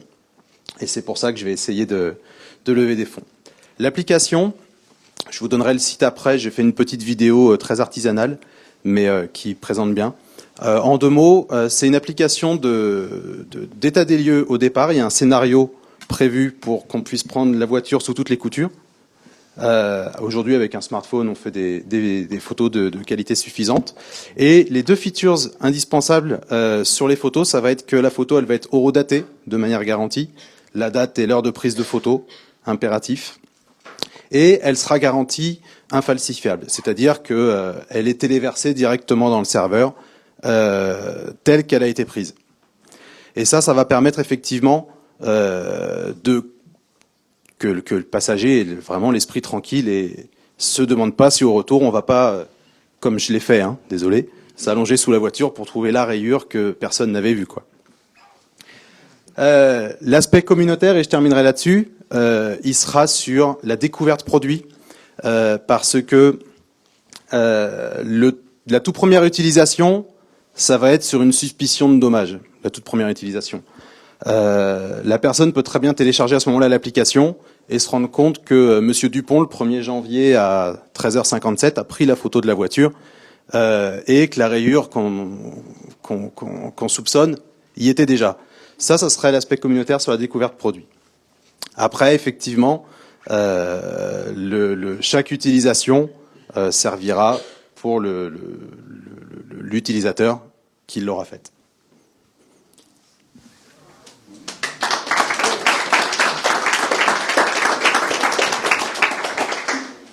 J'ai fait un site. Je suis désolé d'avance pour la qualité un peu limite, mais je l'ai fait grâce à des tutoriels YouTube que tout le monde a vu. Si vous voulez le noter et m'apporter toutes les critiques, qu'elles soient positives ou négatives, ça me fera avancer. C'est www.projetdo, projet en français, do.com. Et il y a aussi une page Facebook. C'est en ligne depuis une semaine. Et il y a même mon numéro de téléphone sur le site parce que je veux vraiment avoir du contact live pour avancer. Au jour d'aujourd'hui, j'aimerais bien pouvoir faire une première maquette parce que je pense que mon public aura besoin d'une première manipulation. Même si c'est du fake, ils auront peut-être besoin de voir les choses. Et il y a des features supplémentaires qui peuvent servir également. Mais je voudrais vraiment rester sur ce bénéfice principal. Si vous avez des questions. Oui. Tout simplement en récompense de Kickstarter. Aucune espèce d'idée. Kickstarter, j'ai découvert hier qu'il y avait une présentation aujourd'hui. Je vous sens mon invitation, elle est faite à 22h50, j'ai vu ça en l'imprimant tout à l'heure. Donc, aucune idée. Est-ce que, parce que je peux rencontrer des publics qui ont de toutes autres orientations que de louer des voitures au quotidien. Si ça les intéresse, ils auront, je sais pas. Je sais pas. Je peux vous donner quelques idées. Donc, ça c'est une question pour beaucoup de gens qui veulent lancer une appli. Encore une fois, il faut penser des choses qu'on peut donner aux gens qui sont tangibles, concrètes. Donc, par exemple, vous faites un truc avec des voitures. Donc, par exemple, peut-être, encore une fois, je reviens dessus, mais une carte postale, mais vous pouvez faire ça originel qui ressemble à une petite voiture que vous envoyez, c'est écrit à la main, quelque chose comme ça. Peut-être des stickers, bien, ça marche très bien. Si vous faites un appli, normalement, vous allez faire n'importe quelle appli, vous allez faire un peu de design, un logo, tout ça. Donc, bien sûr, des stickers, des t-shirts, des choses comme ça qui sont... Ouais. Donc, pensez à ces détails si vous voulez faire quelque chose. Parce que normalement, avec une appli ou quelque chose qui est plus grand, on a ce genre de problème. Donc, peut-être je vais pas dépenser 250 € pour un gadget, mais je voudrais bien quand même soutenir le projet. Donc, pensez à des choses qu'on peut faire avec tout ça. D'autres questions, commentaires? Je voudrais... merci beaucoup. Merci. Je voudrais juste pour terminer un peu, je voudrais vous remercier encore une fois. Merci au Tuba pour l'accueil. C'était vraiment un grand plaisir de passer par chez vous. Et on est là jusqu'à au moins 8 heures ce soir. Donc je voudrais bien, si vous voulez parler un peu, de faire un peu de networking, d'échanger des cartes, des idées, de parler avec d'autres gens qui peut-être vont créer ou contribuer vers des projets. C'est un moment de passer un peu de temps tous ensemble. Oui, et des futurs porteurs de projets, venez vers moi. Donc merci encore une fois.